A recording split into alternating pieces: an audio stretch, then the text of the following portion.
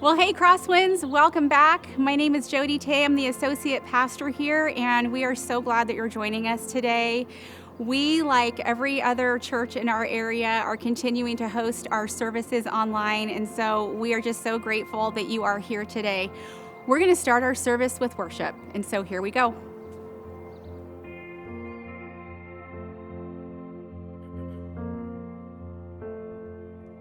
I will sing of your goodness, I will sing of your love. Though the seasons come quickly, you have always been enough. And though the night may get darker, though the waiting seems long, you have always been faithful to remind me of your love. You are good. In the morning I'll sing, you are good. In the evening I'll sing, you are good. You are good to me.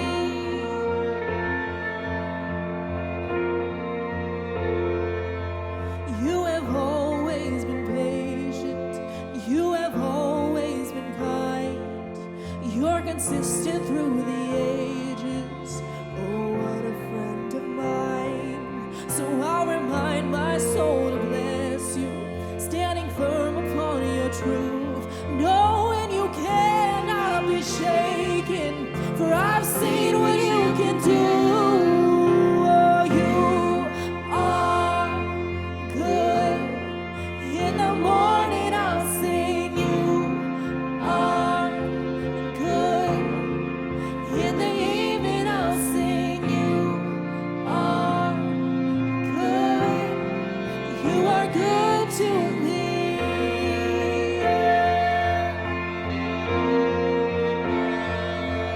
And you are good.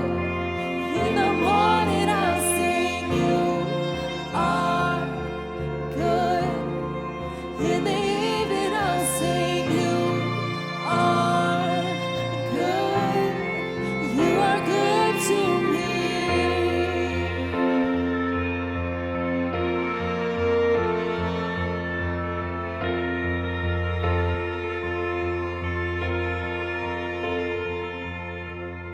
You keep on getting better. You keep on getting better. You keep on getting better. You keep on getting better. You keep on getting better. You keep on getting better. You keep on getting better. You keep on getting better. You keep on getting better. You keep on getting better every day. You keep on getting better. You keep on getting better. You keep on getting better. You keep on getting better. You keep on getting better. You keep on getting better. We sing that you are good. And in the morning I'll sing, you are good. And in the evening I'll sing, you are good. You are good to me. Yeah. And you are good. In the morning I'll sing, you are good.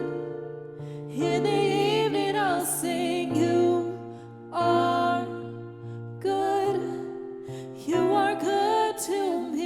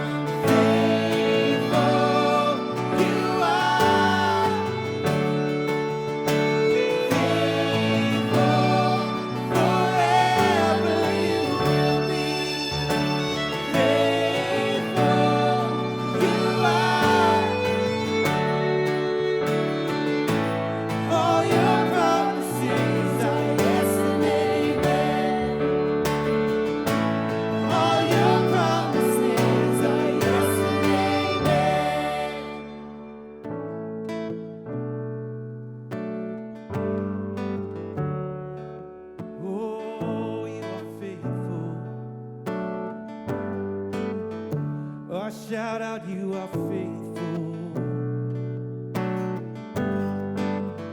Whom shall I fear? Whom shall I fear?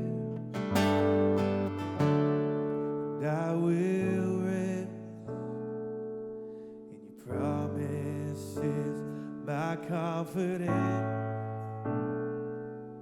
is your faithfulness. And I will rest in your promises. My confidence is your faithfulness. I will rest in your promises.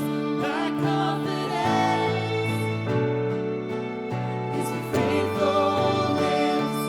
I will rest in your promises. My confidence faithfulness. Yes, I will rest. Promises, my confidence is faithfulness. I will rest.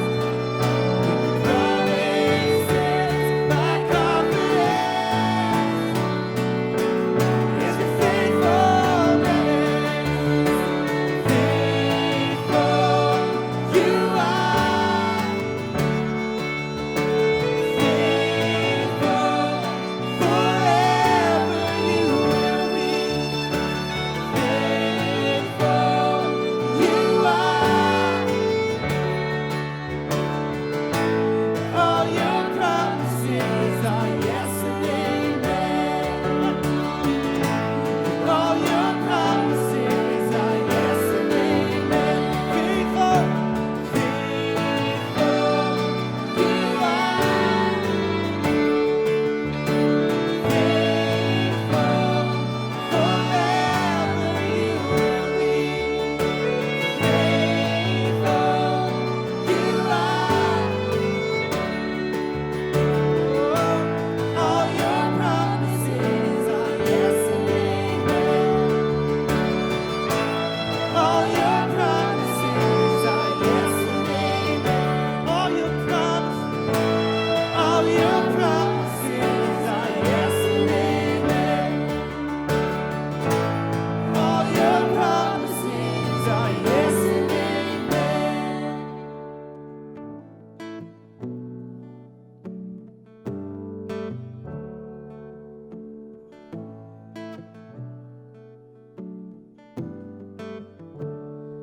The praises go up, the blessings come down. When the praises go up, the blessings come down. Come on. When the praises go up, the blessings come down. When the praises go up, oh, the blessings come down.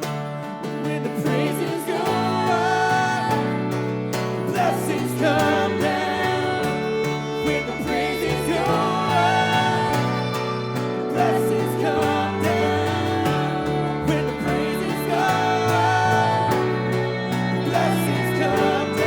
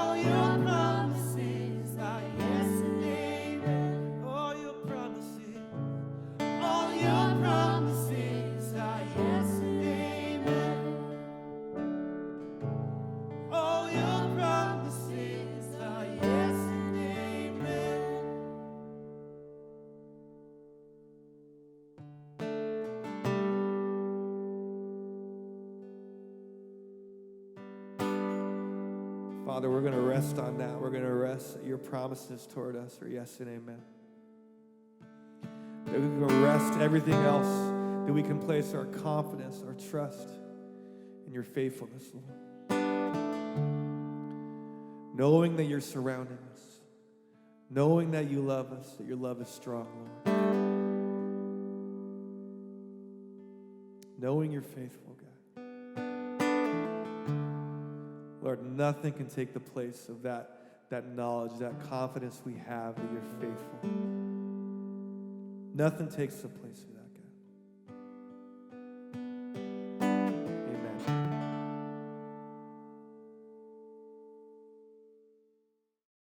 Well, hey, Crosswinds, I'm back. It's me, Jody, again, and I'm coming at you from our Crosswinds campus today in one of my favorite spots because my office is just right behind the camera over there, but we are in the Village area, and this is the place on our campus where our staff live and work.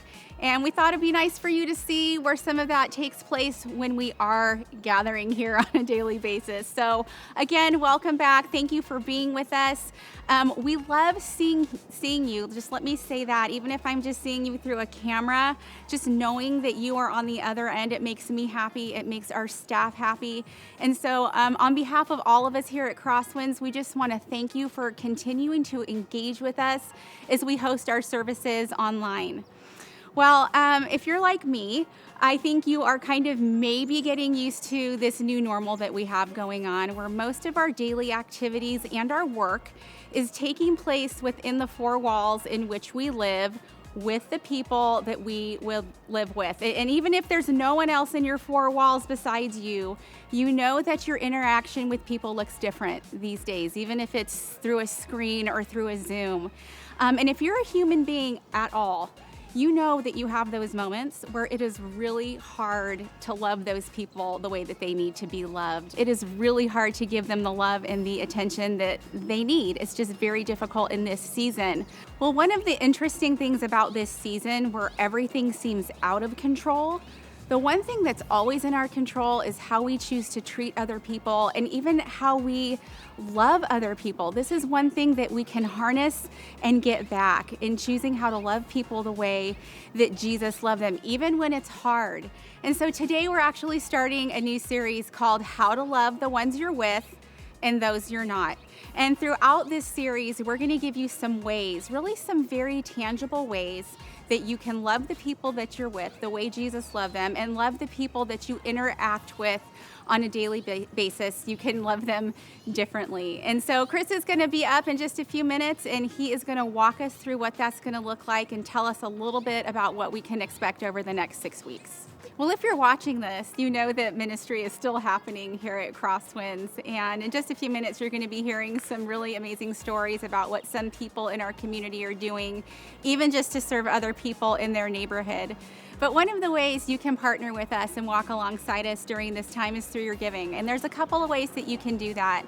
You can either mail in your giving, that's just fine. You can give online, or you can text Crosswinds to 77977 and you can give that way. In fact, you could do that right now if you wanted. Text Crosswinds to 77977 and you can give that way. And as we have opportunity, we just want to always thank you for how you continue to bless our church through your gifts. We would not be here without your giving. Well, thanks for joining us today, Crosswinds. Please know that we love you. We miss you, we're praying for you, and we can't wait to see you soon. Hey everybody, Andrea Coli here, bringing you a segment we're calling Good Stuff at Crosswinds.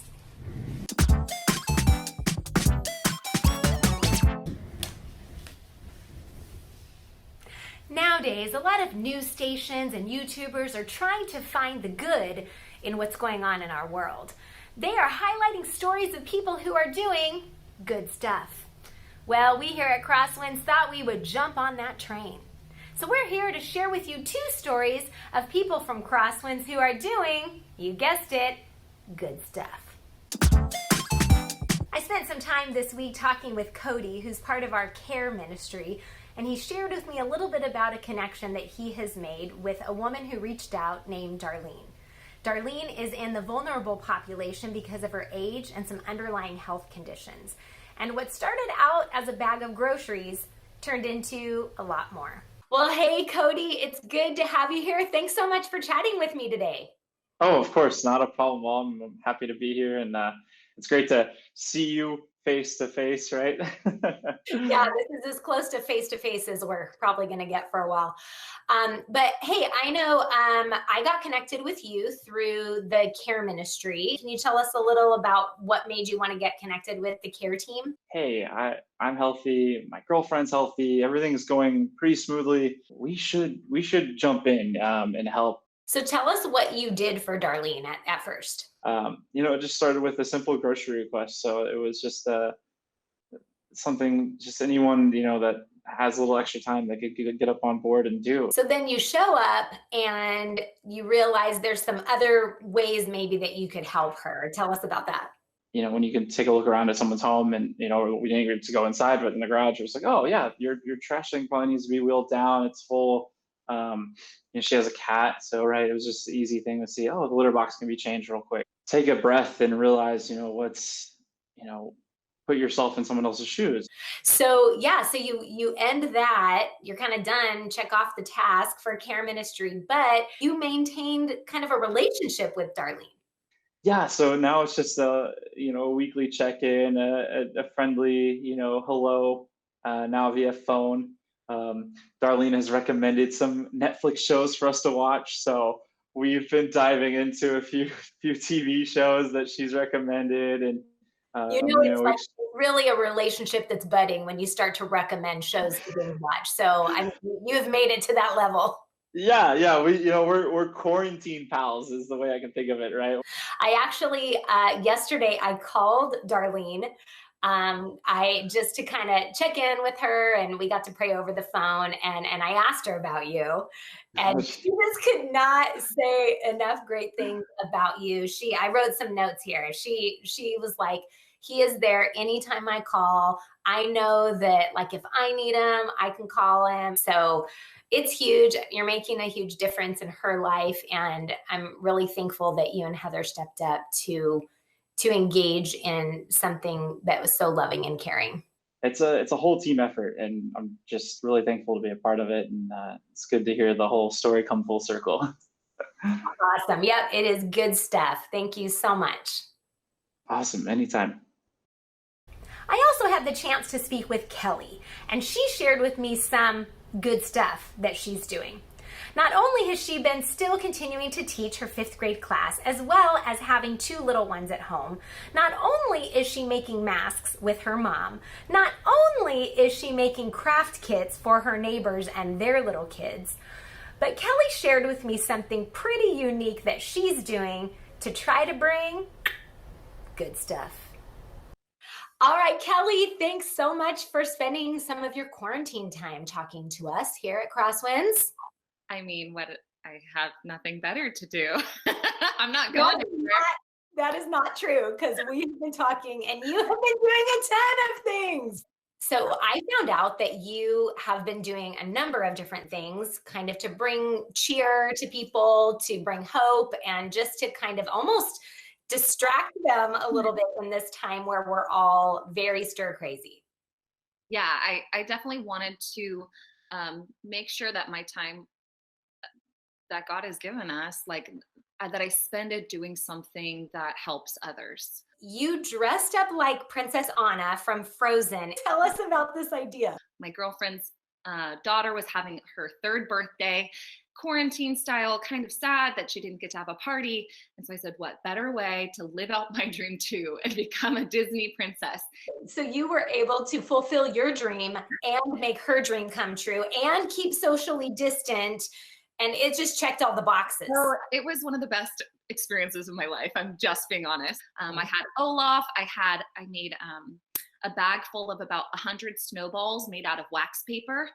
We had a good old-fashioned snowball fight. It was a good time. So following that birthday performance, I was like, whoa, that was amazing. And I'm not going to waste this. I spent so much time putting on fake eyelashes and getting this wig on my hair. I'm going to make other girls, little girls' dreams come true. So I texted about 10 of my friends in the Bay Area and went from door to door performing random performances because I knew everyone was home. And so their daughters would dress up in their princess outfits and go sit on their front porch and dance and sing with me. And it was simply a joy. They thought I was the real deal, for sure. One of them, who's a family friend, knows me really well. And she told her Mom, that looks like Kelly, but I know she's the real Disneyland Princess Anna, but I think she's related to Kelly. So we went with it. We rolled with it. It is such a great example of how you can just be creative and even be having fun yourself and be able to show love in really tangible ways, especially now when we're feeling really isolated. And for little kids who aren't really understanding what's going on, way to go. Great job to just think outside the box and bring a lot of smiles. Really good stuff. Thank you. I'm working on my Queen Elsa edition coming up soon. So I'll let you know when I'm done with that. Nice. We'll have to watch for that. Thanks a lot, Kelly. Thank you. Well, that's it for this episode of Good Stuff at Crosswinds. We hope it inspired you to share love, joy, and hope in your world. Because that is good stuff.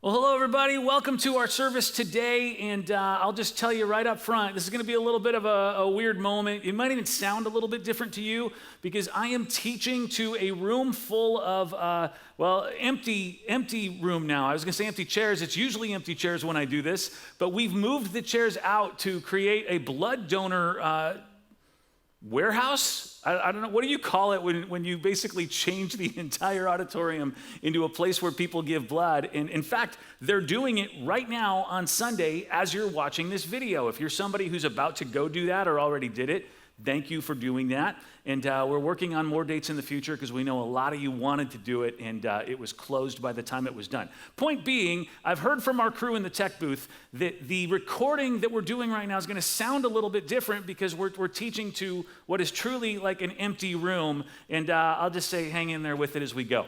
All right, well, one of the things that we're doing in my house right now to get through the shelter in place and still have something to look forward to every day, we're creating a calendar of movies that we're going to watch on certain dates. And that's been interesting. I've discovered a few things in the process. One of the things I found is we have very little in common in terms of what we like to watch in my house. 2 adults in their 40s, a 16-year-old, an 11-year-old, very different tastes. But one of the other things I found is that I am a fan of the movies based on a true story. The other day, we watched Togo on Disney+.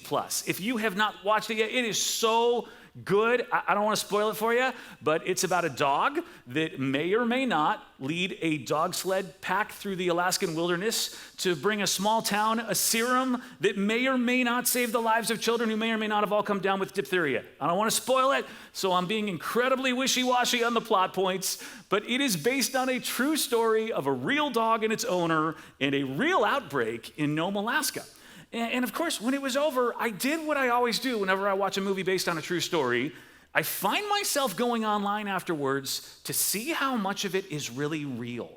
Well, when I did, I came across some movies that are also based on true stories that I never would have guessed, and I thought I'd surprise you with some of those real quick because these surprised me. In fact, we'll just do a little bit of a quiz, all right? On your screen right now is a multiple choice question. Which one of the following movies is based on a true story?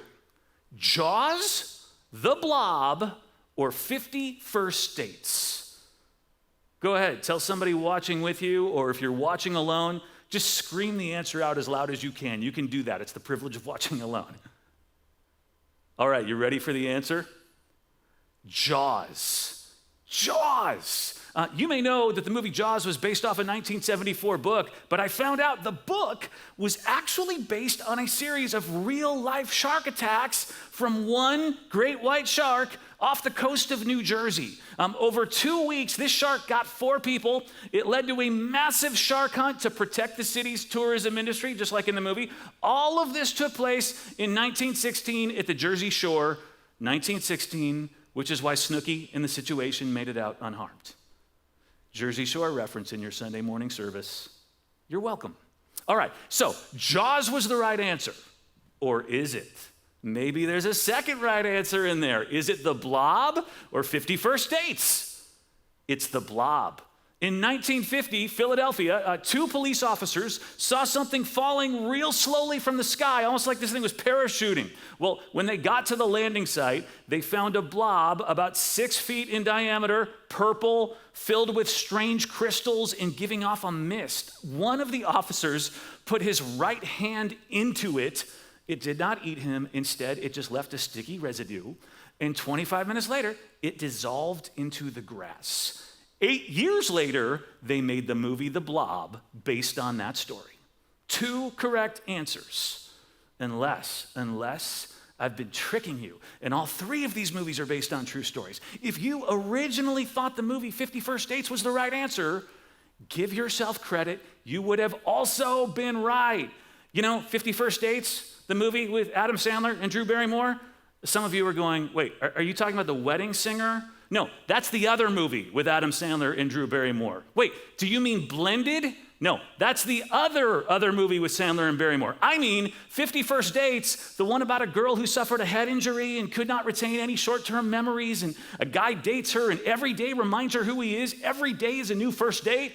That is actually a true story. A woman named Michelle, her memory resets when she's asleep. And then her husband reminds her of the accident in their marriage by showing her wedding photos every single morning. Well, I bring it up because I cannot wait to see the movies that are going to come out of this true story that we are all in right now. We all know we're in kind of an unprecedented time, at least unprecedented in our lives, right? And I found myself wondering what it must be like to be in certain unique situations while sheltering in place. Just as an example, we have 4 engaged people on our staff right now who are trying to plan weddings in the midst of this. 2 of them who are engaged to each other. Shout out to Zach and Sarah. I think that this would make for a great movie.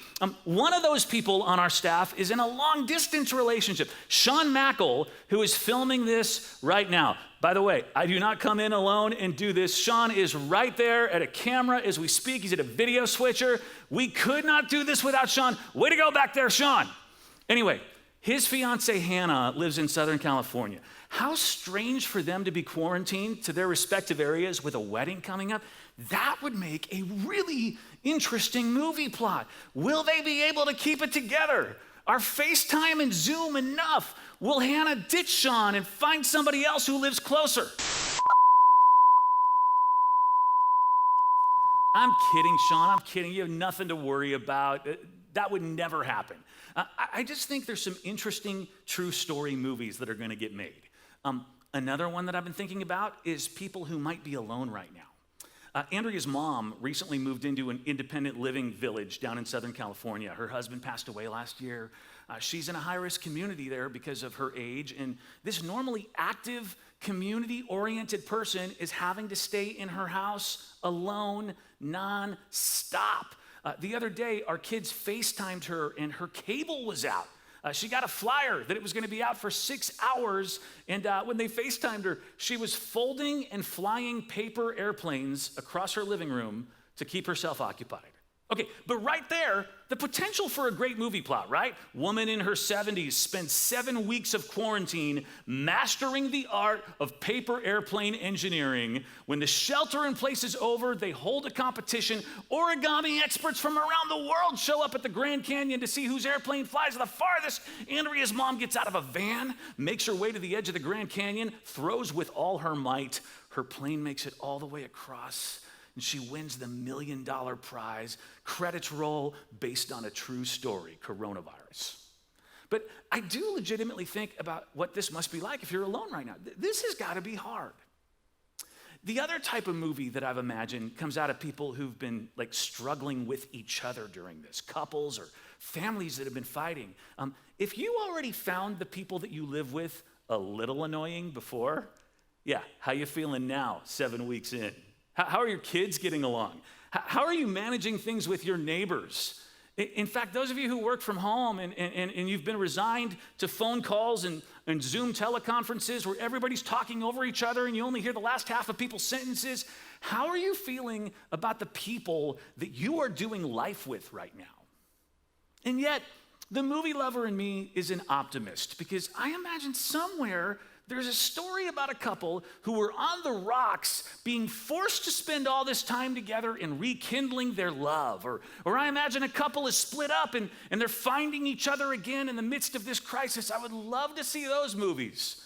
But the truth is, that's not always how life works. I read an article this week about a couple who temporarily moved back in with each other during the shelter in place because they have a 9-year-old together and they thought that would be easier. So he moved into her place. 3 weeks in, when interviewed about it, how it was working out, this guy got out one line, "We got divorced for a reason." Probably not going to make a movie out of that one. Well, I bring all of this up because in this weird moment we're in, we are faced with this incredible challenge when it comes to our relationships. The challenge to love each other well. To love the people that you are with 24/7 who might get on your nerves, and then somehow to develop the skills to love the people that you can't be with right now, but you know that you'll be with again someday. Think about that. You are trying to manage 2 different relational things right now. Loving the people that you're with, and then somehow loving those that you're not. Because when this thing is over, and it's gonna be over at some point, you want your relationships with people to be at least as good, if not better than they were before. And my fear is, if we aren't very intentional and very strategic about how we love each other, we're gonna find ourselves in situations where a lot of love has been lost. It's why we're doing this new series called How to Love the Ones You're With and Those You're Not. To show you how Jesus was very strategic about loving different people in different situations in very different ways. Now, in my time, what I've noticed, whenever a church, ours included, does a series with the word love in the title, people think that it's a series for married people or dating people, engaged people, and that if that's not you, then you can just kind of tune out for the whole series. But that is not the case with this series because we're going to look at how Jesus loved. And remember, Jesus was not married, dating, or engaged. This is how to love anyone that you are with. Parents, kids, roommates, neighbors, and yes, partners and spouses. But if you're somebody who's not with anyone right now, you're alone because this thing has you in a place where those you'd like to be with, you can't be with. Well, this series is about how to love them well too. How to love extended family and friends and coworkers, everybody who you're not sheltering in place with right now. And again, we're going to look at Jesus and draw directly from his interaction with others. How to love the ones you're with and those you're not. So, to start, can I show you what many people think of as the greatest love verse in Scripture? It's great, or it's thought of as the greatest, because it's actually really great, but also because it's all over the place. What I mean is, it's less one verse and more a collection of verses that all say the same thing. I'm going to show you in Galatians first, okay? The Apostle Paul writes this in Galatians 5:14, "For the entire law is fulfilled in keeping this one command, love your neighbor as yourself." Love your neighbor as yourself. If you have never read the Bible, you still know that line. You have it memorized. Love your neighbor as yourself. And Paul goes so far as to say, this is not just good advice. The entire law is summed up in this one thing. Like if you forget what all the other rules are, if you keep this one, you're going to be doing just fine. You can say why I said that this is considered to be the greatest. Even Paul seems to think that it is the greatest. Now, I said that this is a collection of verses. What do I mean by that? Well, Jesus says it too. One of the Pharisees comes to him and says, "Teacher, which of the laws is the greatest?" And Jesus says, "Love the Lord your God with all your heart, your soul, your mind, your strength, and love your neighbor as yourself." And then Jesus says, "There is no greater commandment than these." Okay, One more time, I will show this phrase to you, Leviticus. Actually, that is where Paul and Jesus are getting this, Leviticus 19:18. God is giving Moses the law, and among a bunch of other things he says, do not seek revenge or bear a grudge against anyone among your people, but love your neighbor as yourself. I am the Lord. So Jesus is just quoting Leviticus. Paul is just quoting Leviticus, or likely Jesus. But Jesus in the early church thought so much about this one commandment, they keep repeating it. We are to love our neighbors as ourselves. And it is one of the greatest sets of verses on love in the Bible. Probably the greatest. But here is the problem. It tells us what to do. It does not tell us how to do it. Love your neighbor as you love yourself tells us what to do. It doesn't tell us how to do it. Love your neighbor is a wonderful command. Our world would be better if everybody loved their neighbor. But the problem is, everyone thinks they love their neighbor when it seems sometimes like they don't. Everybody justifies their actions towards somebody else as loving. Have you ever watched somebody be really nasty to someone else and they draw a hard line where they give the other person no grace when they screw up? One time, that's it, one time. And maybe you've said to them, hey, dude, maybe ease up a little bit. We're supposed to be loving. And they say back, this is loving. This is tough love. All right, in my experience, it's real easy to convince yourself that you are loving others. How are we supposed to do it? That's the real question. Well, some would say that the verses do explain how to do it as yourself. The way to love is to love somebody as you would love you. So, in any situation, if I think about what I would want if I were them and I give them what I would want, then that is how to love. And actually, that's not a terrible idea. Try to put yourself in somebody else's shoes. The problem is, we're all different. Andrea and I were talking about this very thing the other day. I was telling her what I was teaching on, and she reminded me of how this played out real early in our marriage. Andrea would buy me things. She would go and get me something that she thought I needed or I would really like, and they were fine. I mean, the gesture was obviously very nice, but the truth is usually it was stuff I didn't really like or stuff I didn't want. What I mean by that is if I want something and if we can afford it, if it's in the budget, I just go buy it. There's very little that she could give me that I'd been wanting and didn't get myself, or if it was something that we could not afford and she was splurging on something she knew I wanted, usually I had a different one picked out that I had been researching for 2 years, right? So Andrea would give me things and I would be like, oh, thank you, cool. And then I would return it and go get something else. And this would bother her a little bit because she was trying to love me with this gift and more. She was loving me as she would love herself. A way to show her love is to get her gifts. But loving me the way that she would want love herself, not so effective. See, even this qualifier, love someone as you love yourself, it's a great qualifier, but it's not meant to be a how-to.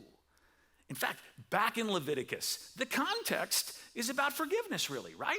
Don't hold a grudge. Don't seek revenge. When God said, love your neighbor as you love yourself, he was saying, just like you want to be forgiven, show forgiveness to others. Be gracious with others. When I'm saying, even that phrase, as you love yourself, is a what? It's not a how.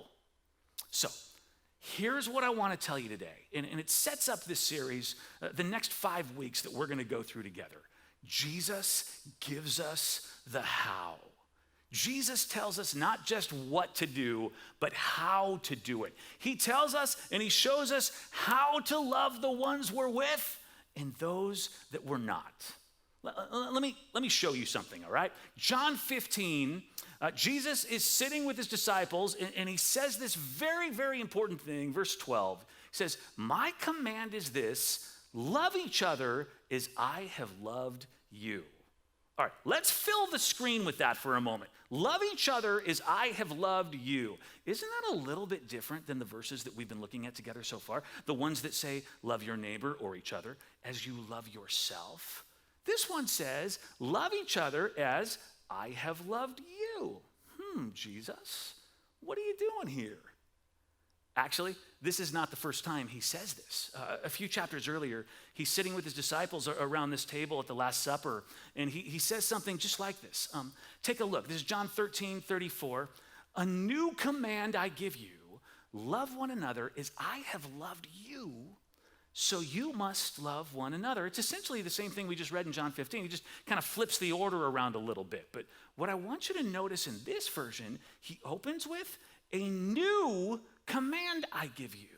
In other words, do you know how like forever we've all been saying the greatest command is to love your neighbor as yourself? Jesus is like, even I've said that to you before. I got a new one for you. Love one another as I have loved you. Okay, that's still not the how. I mean it is, but it's still very generic. That sounds like he's just saying, do what I do. And he is, but he doesn't leave it at that. Because in chapter 15, right after he says, love one another as I've loved you, he gives them the how. You ready? Greater love has no one than this, to lay down one's life for one's friends. Do you want to know how to love the ones you're with and those you're not? You put others first. Jesus says, you've heard it said to love each other as you love yourself. Even I've said it, but now I tell you, to really love somebody else is to put them before yourself, to give yourself up. Jesus shows us how to love by making it clear. You set yourself aside and you love someone how they need love shown, how that person needs love expressed. Jesus tells us here, and what you'll see in the next few weeks, he shows us in the Gospels how to love by setting himself aside and showing love or expressing love to people the way they uniquely needed love shown. 28 years ago, Dr. Gary Chapman wrote a book called The 5 Love Languages. Tons of you have heard about this, or you've read it, or its many offshoots. The original book was about how to love the person you're in a romantic relationship with, but since then, Gary Chapman has realized, oh wait, you can love your kids with these love languages. I'm gonna write a book on that, and wait, you can love your coworkers with these love languages. That's a book. He literally has a 5 Love Languages military edition. I'm not sure what that is. You can love your commanding officer. His point in all of it is how you love people, anyone, is about giving yourself up and putting someone else first in such a way that you learn how they can be loved, how they need to be loved. And what we want to do in this series is show you how Jesus expressed those same 5 things to the people around him based on what they needed. And what we're going to teach you starting next week is how to love a new way, loving somebody their way, not your way. There could not be a better time for you to learn how to love. Because right now, you're either struggling through how to love the ones you're with or love the ones you're not. And most of us are having to do both, right? And we're going to take the next 5 weeks and look at 5 different ways that Jesus did this. And here's the thing. You have got people in your life, whether they're physically with you right now or you're trying to love them far away, you've got at least 5 different people who need one of these 5. If we go through the first week, next week, the first one, and you go, that's it. That's the way that my spouse needs to be loved. I can tune out from here. All right, you're wrong. Because one of your kids needs to be loved a different way, and your grandkids another way, and your boss needs it a different way, and your best friend needs it a different way. And I hope that you've got enough different relationships in your life that each week you'll be able to go, yep, that relationship I have, that person needs that expression of love that we talked about today from me. So here is your assignment for this week as we prepare for the next. Would you think about the most important relationships in your life? Whoever they might be. Would you just think about them and would you begin thinking about whether or not you know the way that person needs love expressed or those people need it expressed? Have you been loving them your way or their way? As yourself or as Jesus loved us by setting yourself aside? And would you begin thinking about the people who are not the most important people in your life, but they're the people that you are with in one way or another. You work with them, you live next door to them. Jesus calls you to love them too. Would you look into whether you even know how to express love in a way that those people will receive it? I think this week, if you begin doing this, and I'll tell you what I'm going to do, I'm going to make a list of people in my life that I can write notes next to their names as we learn. I think if we do this, as we go through the next 5 weeks, God is going to teach us how to love the ones we're with and those we're not. All right, I'm closing the service today. Let me pray for you. Can I do that? God, you call us to love one another. You ask us to do this. You tell us that this is the greatest commandment, to love the people around us. You tell us to lay down our lives, that's what that is. At the very least, that means putting somebody else before us. And God, I just say to you right now, we are ready to do that. This week, would you show us who we need to learn to love better? Who we need to learn to love like you loved us. And all God's people said, amen. We'll see you next week.